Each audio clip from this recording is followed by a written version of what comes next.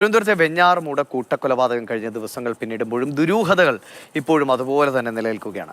സാമ്പത്തിക പ്രതിസന്ധിയാണ് ക്രൂരമായ കൊലപാതകത്തിന് കാരണമെന്നാണ് പ്രതിയായ അഫ്ഫാൻ പറയുന്നത്. പക്ഷേ പരിഹരിക്കാവുന്ന സാമ്പത്തിക പ്രശ്നങ്ങളെ തങ്ങൾക്കുണ്ടായിരുന്നുള്ളൂ എന്നാണ് പിതാവായ റഹീം മാധ്യമങ്ങളോട് ഇന്ന് പറഞ്ഞത്. പ്രാർത്ഥന ഉണ്ടാവണം. എന്താണ് സംഭവിച്ചതെന്ന് ഒറ്റ കാര്യം എനിക്കില്ല. പോലീസിന് നൽകിയ മൊഴിയിൽ എന്തായിരുന്നു ഒരു പ്രധാനമായിട്ട് അതിനെക്കുറിച്ച് ഞാൻ ചോദിച്ചില്ല, വൈഫിനോട് ചോദിച്ചിട്ടില്ല അതിനെക്കുറിച്ചൊന്നും. അല്ല, അബ്ദുറഹീമിനോട് എന്താണ് പോലീസ് ചോദിച്ചത് അക്കാര്യത്തിൽ? സാധാരണ എനിക്കറിയത്തില്ല, കൂടുതൽ കാര്യങ്ങളൊന്നും എനിക്കറിയത്തില്ല, അത്രേ ഉള്ളൂ.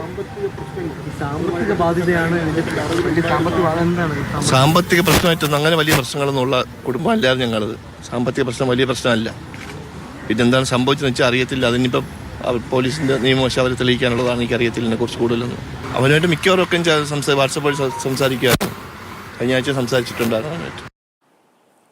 അമൽ തേരമ്പറമ്പിലുണ്ട്. അമൽ, ഇപ്പോൾ അഫ്ഫാന്റെ പിതാവിന്റെ പ്രതികരണമാണ് കേട്ടത്. അങ്ങനെ വലിയ പറയത്തക്ക സാമ്പത്തിക പ്രശ്നങ്ങളില്ല എന്ന് പറയുന്നു. അതേസമയം ലക്ഷങ്ങളുടെ സാമ്പത്തിക ബാധ്യത ഉണ്ടായിരുന്നു എന്ന് ഈ അഫ്ഫാൻ പറയുന്നു. അഫ്ഫാന്റെ ഉമ്മയാണെങ്കിൽ ഇപ്പോഴും നിലത്ത് വീണപ്പോഴുണ്ടായ പരിക്കാണെന്ന് പറയുന്നു. ആകപ്പാടെ ഒരു ദുരൂഹത നിഴലിക്കുന്നു. എങ്ങനെയാണ് പോലീസ് ഇതിനെ കൈകാര്യം ചെയ്യുന്നത്? പോലീസിന് ഈ കേസിൻ്റെ അന്വേഷണവുമായി മുന്നോട്ട് പോകുന്നതിന് കാര്യമായ ബുദ്ധിമുട്ടുണ്ടാകില്ല. പോലീസിന് ഈ പ്രതി നൽകിയിരിക്കുന്ന കുറ്റസമ്മത മൊഴിയുണ്ട്. ആ കുറ്റസമ്മത മൊഴിയിൽ പറഞ്ഞിരിക്കുന്ന കാര്യങ്ങൾ സാധൂകരിക്കുന്നതിനുള്ള തെളിവ് ഇതിനോടകം തന്നെ കണ്ടെത്താൻ പോലീസിന് കഴിഞ്ഞിട്ടുണ്ട്. അത് സാഹചര്യ തെളിവുകളാണെങ്കിലും ഡിജിറ്റൽ എവിഡൻസ് ആണെങ്കിലും കണ്ടെത്താൻ കഴിഞ്ഞിരിക്കുന്നു.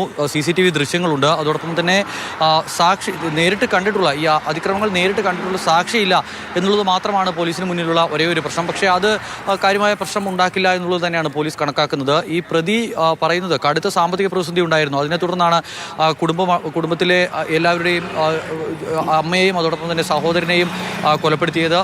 താൻ വിഷം കഴിച്ച് ആത്മഹത്യ ചെയ്യാനുള്ള ശ്രമം നടത്തിയത്. ഇതൊക്കെ പറയുമ്പോൾ പോലും ഇത്ര വലിയൊരു സാമ്പത്തിക പ്രതിസന്ധി ആ കുടുംബത്തിനുണ്ടായിരുന്നോ എന്നൊരു സംശയമാണ് ഉയരുന്നത്. ഈ 65 ലക്ഷം രൂപയുടെ സാമ്പത്തിക പ്രതിസന്ധി ഉണ്ടെന്ന് അഫ്ഫാൻ പറയുമ്പോൾ അങ്ങനെയല്ല പിതാവ് പറയുന്നത്. സാമ്പത്തിക പ്രതിസന്ധി ഉണ്ടായിരുന്നു, പക്ഷേ ഇത്ര വലിയ പ്രതിസന്ധി ഉണ്ടായിരുന്നില്ല. 15 ലക്ഷം രൂപയുടെ പ്രതിസന്ധിയുടെ കാര്യം മാത്രമാണ് തനിക്കറിയാവുന്നത് എന്നുള്ളതാണ് ഈ പിതാവ് ഇപ്പോൾ പറഞ്ഞിരിക്കുന്നത്.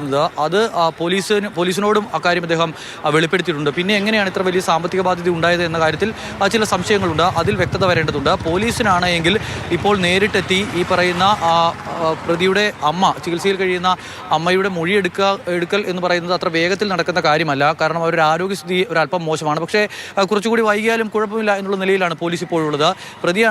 ഈ പ്രതിയുടെ ഉമ്മ നൽകുന്ന മൊഴി അനുസരിച്ചാണ് എങ്കിൽ കട്ടിലിൽ നിന്ന് വീണ് പരിക്കേറ്റു എന്നുള്ളതാണ് പറയുന്നത്. മജിസ്ട്രേറ്റിനോടും അക്കാര്യം ആവർത്തിച്ചിട്ടുണ്ട്. അത് പോലീസിൻ്റെ മൊഴിയെടുക്കലിൽ ആ ഒരു കാര്യത്തിൽ ഒരു മാറ്റം ഉണ്ടാകും എന്നുള്ളതാണ് അവർ പ്രതീക്ഷിക്കുന്നത്. പോലീസിൻ്റെ മൊഴിയെടുക്കലാകുമ്പോൾ വെറും ചോദിച്ചറിയൽ മാത്രമാകില്ല.